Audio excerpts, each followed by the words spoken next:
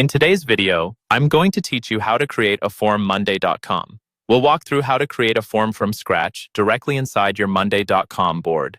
This is ideal when you want people to submit information in a structured way, like requests, applications, or feedback, and have all that data automatically appear as new items on your board. Start by opening the board where you want your form responses to land.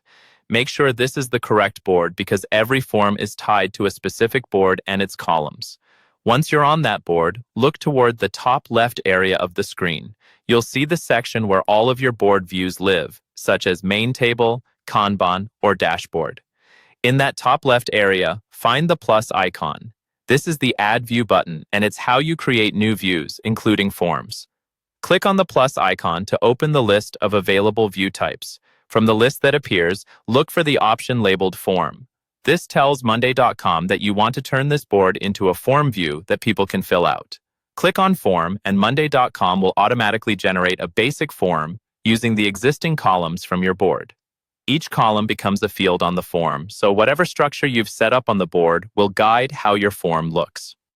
Once the form view is created, you'll see a preview of what respondents will fill out. To customize it, look for the Edit Form button, usually located toward the center of the screen in the form view.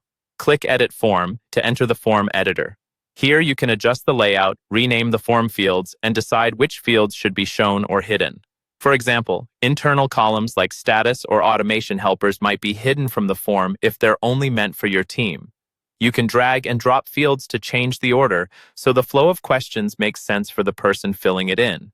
As you edit, keep in mind the type of information you want to collect and how your team will use it once it lands on the board. Clear labels and logical ordering make it easier for respondents and reduce back and forth later.